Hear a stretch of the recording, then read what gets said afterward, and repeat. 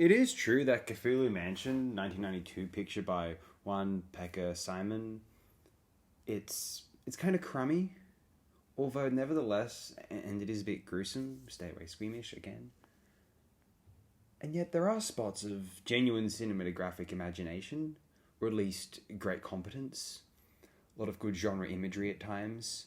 This is in between some very horrid acting and, very typical, predictable, sometimes uninteresting scenes of, the younger hooligans gallivanting about the mansion they've taken hostage and one of their number dying, gradually turning into a monster. Well, the narrative gets more interesting as it goes along. Fortunately, the last half hour of the 90-minute film is generally pretty entertaining, for example.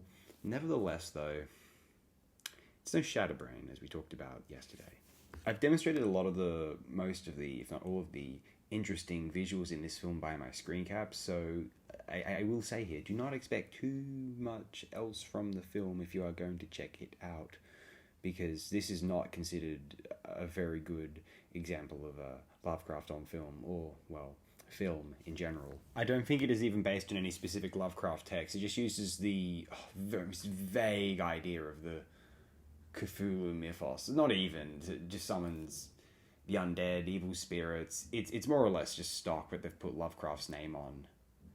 There's the idea that there's a mansion called Cthulhu Mansion. If the gate says Cthulhu on the fence, like the top of the fence. Like, that's just, you would never imagine anything like this in Lovecraft. Obviously, it's total junk. Nevertheless, I don't think it's horrible. I had a relatively fun time watching it, but then it's part of my kind of plan, and it's part of the story of the Lovecraft on film, Lovecraft Christmas. So it's like there are reasons as to why I feel kind of fulfilled and enjoy myself watching this. One, utilizing Cthulhu Mansion as their reward at the end of a night. Yeah, I don't know how much I can recommend it as that. For example, sadly, these young criminal hooligans, they take this owners of this mansion hostage, and only to find out, to their dismay, that there's a spell book containing all these, Cthulhu's on the title of the spell book apparently, and it's not even the Necronomicon, I don't think.